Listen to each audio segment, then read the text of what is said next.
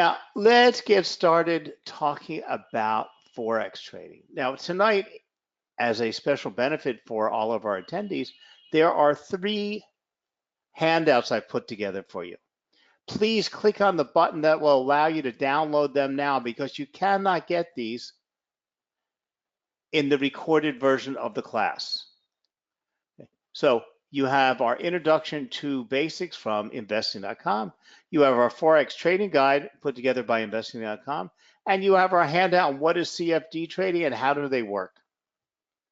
So please make sure you click on the download button now on your screen so that you can keep these documents. Now, the question is, everybody asks me, why is Forex trading so popular? So before we begin explaining why Forex trading is so popular, we will first tell you a bit more about trading and the Forex market. As an activity, trading has always been portrayed as a premium occupation that opens the door for inevitable lifestyles. Traders have also been illustrated by the media as stressed individuals who are always young and spend most of their working time in front of multiple displays, have lunch at expensive restaurants, and finish the day in glamorous clubs. You may imagine that trading requires you to have a business degree, perhaps even an MBA, and also requires 6-digit capital. Well, not a single word there is closer to the truth. Anybody and everybody can be a Forex trader. Because of margin and leverage, you can get in the markets for a small amount of capital, but it's hard work. It's not glamorous. You're not going to get rich quick overnight, but you don't have to be a genius either. You have to learn how to understand the markets. So the truth behind this is that it's all a lie. Trading is completely different. In fact, there are millions of traders throughout the world. What makes trading so popular, the main reason, is that there are many individuals with an entrepreneurial spirit that are looking to achieve extraordinary lifestyles with their analytic skills, market knowledge, and bravery. So if there are millions of traders, what or who do these people trade? Trading instruments range from the well-known stocks of blue chip companies to exotic items such as futures on orange juice. But what is the most popular trading market? Well, people trade a lot of assets, but the biggest, largest turnover in the whole entire world is the Forex market. Do you realize there's over $7 billion a day traded in the Forex market? Now, the majority of Forex transactions are executed by banks, large multinational trade organizations, hedge funds, private investors. While private investors range from a small to big, whether you're a hedge fund investor, a small guy like you and me, or a guy with a couple $100,000 in his account, we put together about 5% of the daily volume. And we just eke out a little bit of profit on that daily volume, because on $7.3 billion of trading each day, 5% of that's nothing. Okay. So this might sound small to you, but 5% stands for around 250 billion US dollars in daily transactions. The foreign exchange market started accepting retail clients as soon as the internet access became widespread. Right after the invention of the internet, a few Forex brokers appeared and started servicing retail clients via their proprietary Forex trading platforms. It took nearly a decade for the Forex market to become an attractive place for retail traders. Because as a retail trader, we need lots of information. We need stuff at our fingertips. When you were a broker, and we, just going back 10 years ago, when we didn't have all of these Java charts and direct feeds and all this stuff, even though you could trade an asset, you couldn't get all the information, or you were trying to make do with everything. Today, a dynamic platform gives you everything. You have news, you have analytics, you have economics, you have every bit of information that big hedge fund has or that big bank has, and you get it today as fast as they do. So the rest of it's up to you making decisions. So unlike other markets where you have to deposit substantial amounts in order to begin your trading career, Forex trading can be started with quite a low deposit. Trading Forex can start as little as $100, but don't fool yourself. You're not going to get anywhere with $100. Now, you could test the waters, but even using leverage, you're not going to make any amount of money. Okay, so if you're going to trade and want to get seriously involved, you're eventually going to have $1,000 or $2,000 or more to start trading Forex to see a reasonable amount of profit. We're talking about a small amount. Okay. Now, also, supply and demand is very important. With Forex trading, you can expect to have almost immediate demand for the asset you have acquired in the past at almost any possible volume. This, of course, applies only to regular Forex trading conditions. Forget black swan events. The reason this is important is when I was young, which is a long time ago, all the rage came for these penny stocks. Yeah, and they were working these boiler rooms, calling people and selling penny stocks. Well, even if that penny stock went up to $2 and you had bought a couple thousand shares of it, there was no market, there was no demand to buy them. So therefore, you had something that went up in value, but you had nowhere to sell them. The Forex market, there is such a big demand and supply for almost every asset that you can trade on a online broker. There's lots of exotics out there, lots of weird things you can get into. There's lots of currencies from small countries, but they're not available in what we call the Forex online market. Okay, there's only a limited amount because they only offer, the platforms only offer you the major currencies and the minor currencies and some exotics. Now, also, technological advances is a great feature for Forex trading. This is what makes Forex trading so special. The amount of Forex brokers is great, and the competition on the market is severe. Okay, and they're all constantly looking for better tools, better information, better terms to give their clients. Okay. So as time has progressed, what we've got is this developed community. As Forex trading emerged and grew with the development of the internet, retail traders have been looking for additional information in order to excel in their trading potential. This has led to the birth of enormous amounts of Forex trading forums with a number of active contributors. What is more is that there's even find Forex related information in about every language. Okay. Now the Forex market works 24 hours a day, 5 days a week.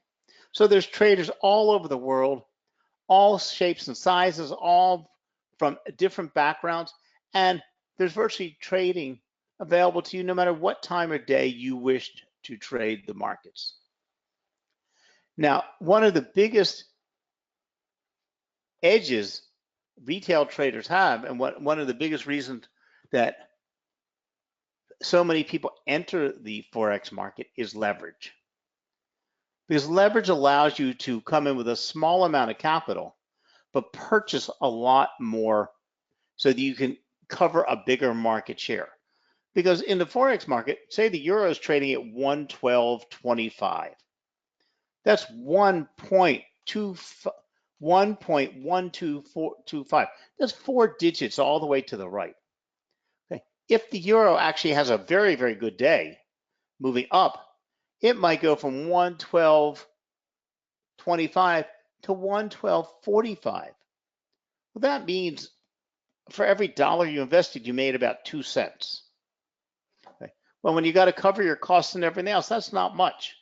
So if you had $1,000 and you did all that work, how much money did you make? 20 bucks. But leverage in the Forex market is quite high. And so at 50 to 1, for that same $1,000, you can tie up $50,000 worth of the euro. Well, that gives you 2 cents per pip, or 2 cents movement for the day. That gives you a possibility of making $200. Okay, or no, $100. No, $1,000. Let me do.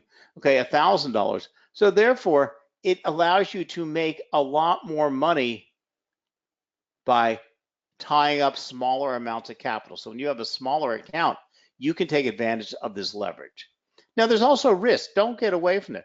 You know, for every dollar profit you can make, you can also lose that same dollar. Now, the fact is, most of us that are trading today in the Forex market or the CFD format, okay, go to bed at night with virtually no trades open. Now, we don't really call these day traders because day traders are a very specific type of animal.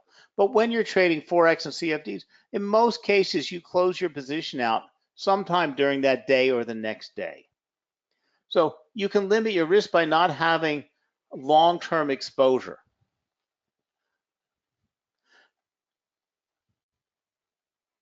But the nice thing about the Forex market is one of the few markets that offers demo accounts. This means that you can try your hand at trading, learn how to use your skills, learn how to apply your education, learn how to develop strategies, learn how to use risk management, all before you risk $1 of your own money. So now let's learn a bit about Forex trading. In the Forex market, there are a number of fundamental terms that you need to be aware of that may be different from what you may be used to if you traded stocks or futures. Though some terms may be the same, others are completely different. You also have to understand relationships and values. If you trade anything before, the fundamentals of trading currency are basically the same. You exchange one item of value for another item of value. In essence, you are buying something and selling something. But this gets a little bit confusing when we come to the Forex market, because in the stock market, Microsoft is selling at, say, $200 a share. You give your broker $200 and you get one share of Microsoft. Microsoft goes up and up and up, and whatever it goes to or whatever it goes down to is what it's worth. You might have an account at Forex in pounds, but you want to trade the euro US dollar. You're not buying a share of Microsoft, you're buying the euro US dollar. That's the euro value against the dollar value, but you have pounds. Well, your account is in pounds, doesn't make a difference. Okay. You're buying the euro US dollar. Okay. So that's a pair, that's two different currencies. One has to go up or down against the other. So it gets a little bit confusing. So for any currency, you are simply relating one currency value to another, like the euro's value compared to the US dollar's value, or the euro's dollar compared to the Japanese yen. All currencies in the Forex market are quoted in pairs because you can't just buy euros. Because you have to have something to buy euros. If you're actually going and you physically want euros and you go to the bank because you're going on holiday, you want euros, you got to give them, if you're in London, you got to give them pounds and they'll give you back euros. If you're in the US, you got to give them US dollars and they'll give you euros. When you come back from your holiday in Europe and you got your euros left over, you go to the bank and they'll give you pounds. Now, if you went on holiday and the value of the pound was much stronger than the value of the euro, when you come home and you didn't use that 100 euros, say hypothetically, you were going on holiday and you decide, you know, I'm going to use my credit card for most of my stuff, but I want to have in my wallet 1,000 euros just in case something happens. No, my credit cards don't work or the place doesn't take credit cards. So you go to the bank and you say, I want 1,000 euros. The bank tells you, okay, give us 870 pounds. So you hand the teller or the commission person 870 pounds and they hand you 1,000 euros. Now, you go to Europe on vacation, you go to France on your holiday, you come back and you still have the 1,000 euros. You didn't spend anything. You go back to the bank and let's forget about commissions. Go back to the bank and you hand the woman 1,000 euros and she says, okay, that's 800 pounds. So no, I just paid you 875 pounds for that. She says, yes, but the pound went up or down in value, or the euro went down in value against the pound.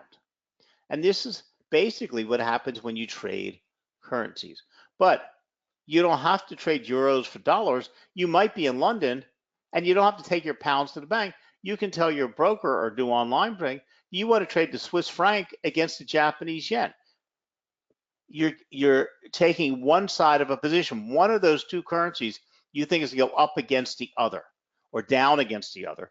So that in order to get out of that trade, you have to then do the exact opposite. So in other words, at the bank, you were selling pounds to buy euros because you bought the euros, right? Before you went on vacation. Well, if you go into your broker, you're buying US dollars to sell Japanese yen. When you want to close out your position, you do the exact reverse. You buy yen and sell dollars. So in the first quote, you bought dollars and sold yen. To close out that position, you sold yen and bought dollars, and you make the profit of the difference. Now, we don't have commission in the Forex market. We have what we call spreads, which is basically a commission, but is one price at which the broker is willing to sell them to you for, and there's one price in which the broker is willing to buy them for you. And this is a spread, and these spreads are a couple points. They're very, very small, especially on the more popular assets. Okay. But you have to be aware of these because any type of trade you make in whatever market, there is a fee. Then we also have contract size, minis and micro lots. This is how many units you're buying, because you're not going to buy €1. So you might buy one mini lot, which is 10,000 units, or a micro lot, which is €1,000.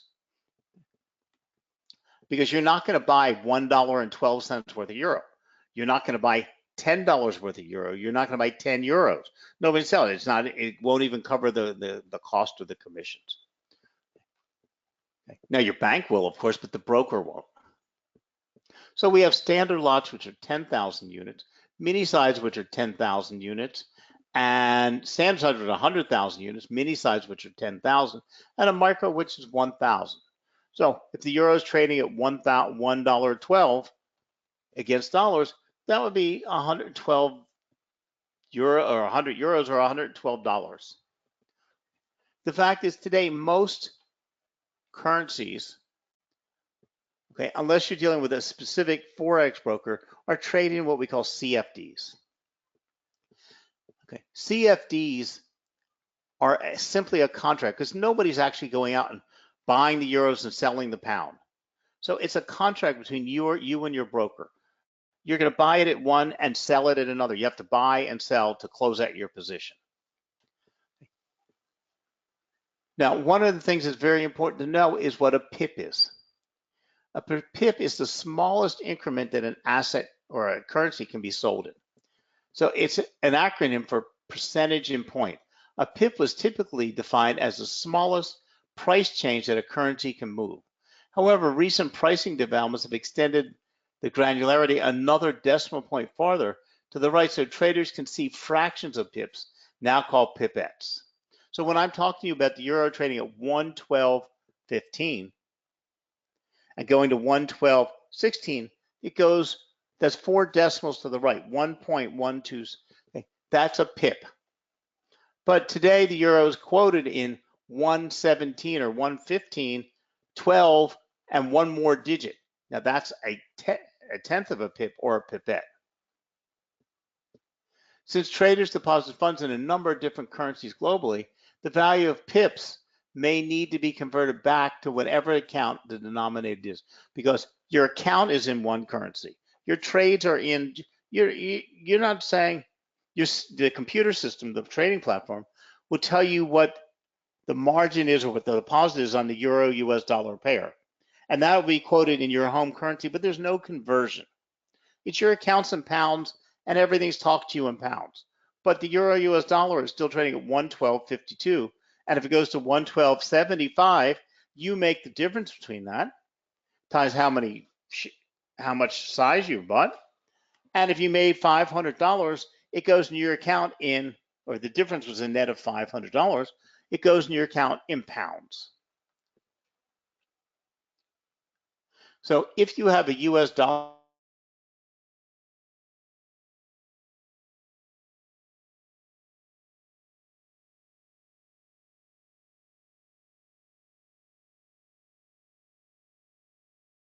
value by the currency exchange rate ratio in terms of the base currency and multiply that times your trade or lot size. So in other words, a yen standard pip is 0.001. The current market price of the Japanese yen is 82 or 82 yen for every $1 US. A standard lot size was 100,000 units. So 0.01 divided by 82 times 100,000 units is one standard lot, or it's 12.19 per pip. So when the asset moves up or down a pip, you would say to yourself, oh, it moved up 2 pips. I just made $25 or $12, $24 and change. It's the standard value. In other words, if you have a US dollar account, you're trading one standard lot of the euro US dollar. Each pip move in that case would be in US dollars, as that is the quote currency. And since the quote currency is the same denomination as my account, no conversion is needed. The simple rule to remember is that when the quote currency is the same currency as what you have in your account fund, you can simply multiply that standard pip value by the cross of the contract size. So in other words, a euro standard pip is 0.001. That's the value. It's the smallest increment it'll move in. One standard lot is 100,000 units, or each time it moves a pip, if you have a standard lot, it's $10 in each move. Now, this is complicated, but you don't have to worry about it. There's standard things called pip calculators. You just drop in how much currency or what currency you want to calculate in, the size of the units you want to buy, and look at what each pip is valued at. But we don't even do that anymore because the platforms just automatically tell us.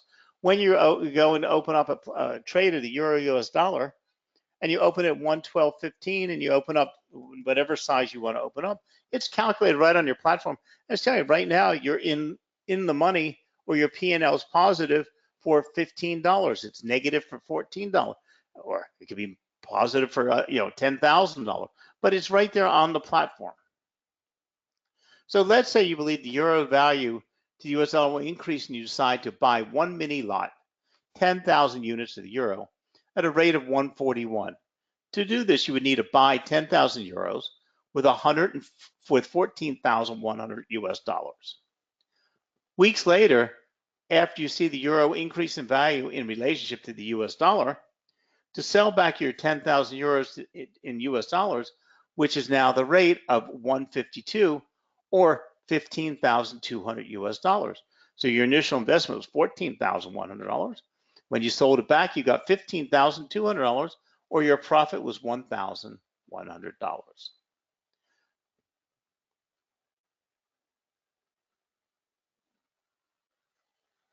Now, the thing about Forex trading is you can go long or short.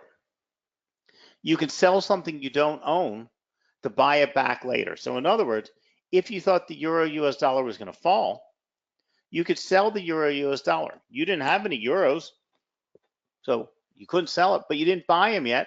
So to close out your position, then you'd buy the euro. So you'd sell the euro at the higher price, buy it back later at the lower price.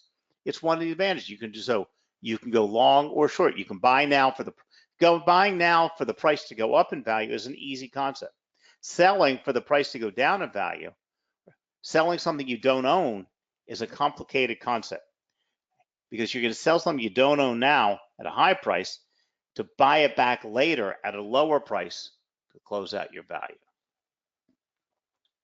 So we also have margin. So when you calculate selling something now that you don't own and using margin to ramp it up, it gets confusing out there.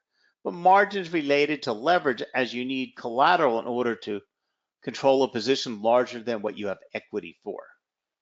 For instance, if you were a broker that offered leverage of 50 to 1, you would have to have $1,000 in your account. You would have a maximum buying power of $50,000, or 1,000, which is your account value, times the 50 leverage, instead of just $1,000 in your account. Now, again, there are margin calculators, but every trading platform out there, especially the trade time platform, does it automatically for you on the platform. It's all right there. All you're doing is deciding whether you want to buy or sell the currency, and it's calculating everything from your margin to your pip value, everything is right there automatically for you right on the account. So you don't have to use the calculator, you don't have to figure it all out, it's just right there. Even for your margin leverage, it tells you what margin's available, it tells you what leverage is available, it tells you what your costs would be. Now remember, even though margin is a wonderful thing because it lets you ramp up your trading and ramp up your profits, it does exactly the reverse. It also ramps up your potential risk and your potential losses. Then also when trading in the Forex market, you have lots of different types of orders. You have market orders, which just execute at the current market value, or limit orders, and you can tell the system at what price you're willing to execute that trade, and the system will hold on to your order entry until that price is reached and will execute it at that price. So a market order, sometimes known as an unrestricted order, is an order to buy or sell at the best available price. Now, market orders do not guarantee you will get the quoted price. It will get you as close to that quoted price as possible. Where a limit order is an order placed with a broker to buy or sell at a set number of shares or currency at a specified price or better. One is executed immediately, the other is executed when that price can be reached. And you're also able in the Forex market to put what we call a stop order. The stop order, if the market's moving against you, you can decide how much you're willing to risk. So you can say, if the euro US dollar, I'm buying the euro US dollar because I think it's going to go up. But if it happens to fall and it falls down and I'm exposed for more than whatever you set your limit, the system will automatically close out your position so you don't lose any more than your predetermined amount. But these are just some of the basics. We have OCO orders, GTC orders, GTF orders. One cancels the other, good to the end of close, good for the end of the day. Okay. But then once you understand how to use a platform, this is only understanding how to read it and use it, you have to learn a trading style, strategies. Okay. And we have all heard to each their own, where any person has their own particular taste or style that may be completely different from another's. And with so many different market participants in the Forex market, there are so many different objectives that this couldn't be truer. So if your quest is becoming a long-term successful trader, you'll need to figure out which of these trading styles suit you best and fit your risk tolerance. You could be a day trader. A day trader generally stays in a trade for a few hours. They typically do what their name implies, day trading. So they're in a trade for the day and close it before the finish of the business day. Now, day trading can be highly intensive. I'm a day trader, but I don't even execute 10 trades a month. Okay. I only look for high opportunity trades. Okay. So a day trader can do a high frequency trader. He can be a momentum trader. He can be a volatility trader. But the fact is, they go to bed at night with no positions open. So whatever's happened for that day is over and done with. Day traders do much more technical and even fundamental analysis than a scalper even would, and actually have time to monitor a trade and make adjustments to it if need be. Day trading is definitely for those active traders that have time throughout the day to stay on top of the current news events and can change their mind on a dime if they see another opportunity elsewhere. Then we have swing traders. Swing traders really do a lot more market research and are often too focused on the exact price they get in and out of positions, or care as much as the spreads are given to a broker, since they are trying to capture a larger movement. A swing trader usually stays in the market for days, weeks, or no more than usually 3 months. But they're looking for a larger overall move in an asset. Okay. If you were going to buy the euro now and sit on it because you think in 3 months the ECB is going to raise interest rates and the value of the euro is going to be much higher, that makes you a swing trader. But most of our online trading today is done as a day trader, a position trader. Most people, if you're trading a CFD format, can keep a trade open for 2 or 3 days. But that's about the extent of it. Swing traders tend to be a mixed bag of traders who have strong technical focus, charting, and very good understanding of general fundamentals in the market, as well as paying particular attention to economic news announcements. Then we have position traders. Position traders are much longer term traders. They're looking to get a position for weeks or even months. Okay. We don't usually find this in Forex trading. Position traders generally focus on fundamental shifts in the world economies, looking at the health of specific economies or their interest rate policies when making a trading decision. Now, trading currencies on margin involves a high level of risk and as such may not be suitable for all investors because you have to always be aware of your risk. Any type of market or trade speculation that can yield unusually high returns on investments is also subject to unusually high risk of loss. In saying this, before deciding to trade in the foreign exchange market, you should carefully consider your investment objectives, level of experience, and risk appetite. You should only use surplus funds for trading, and anyone who does not have such funds should not be participating in live trading. Stick with a demo account. Learn and understand. Take your time to educate yourself. So many traders come with the misguided hope of making tons of money, but in reality, long-term trading success has been limited to a very small percentage of traders. Most retail traders lose money. In fact, it is probably around 95%, and that's not a typo. So if you're thinking you're better than the 95%, you actually have joined them as your ego is clearly in charge here, and your ego has no place in long-term successful trading. Forex trading is not a get-rich-quick scheme. Forex trading is not for amateurs and is rarely the path to get rich quick.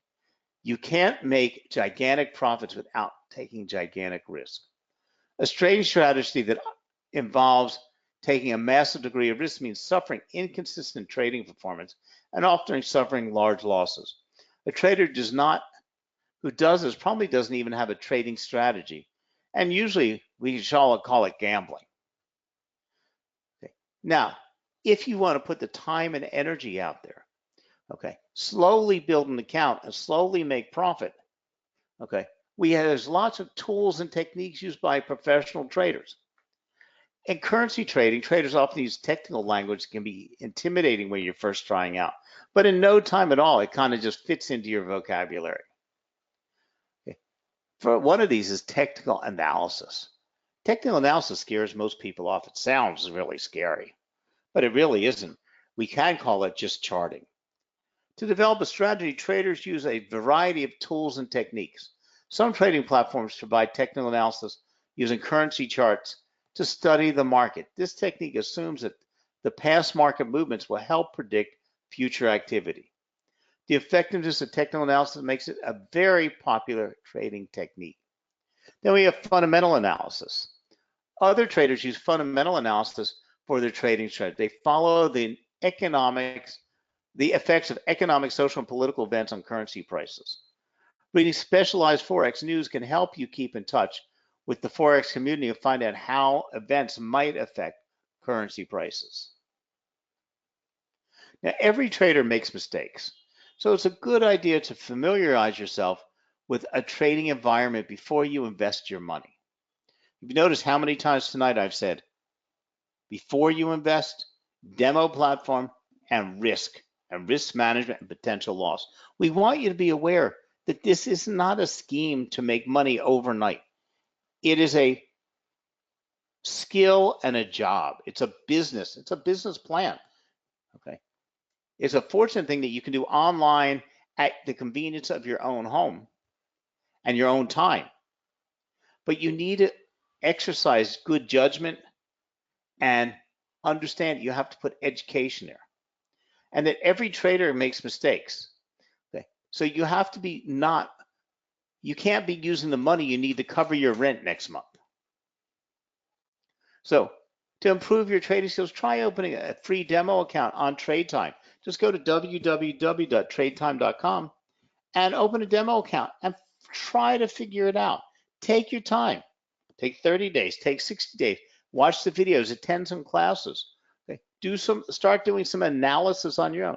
Start trading demos on your own and see how you do. And please use the guides that I gave you tonight and learn. Don't go in here and think, I'm going to invest $1,000. Use your credit card, put $1,000 in. Before you know it, next week you'll be losing your money and you'll be hating me. But I've warned you. Use a demo account Take your time and learn. And on that note, have a great night. Thank you very much for joining us, and we'll talk to you again real soon. Good night now.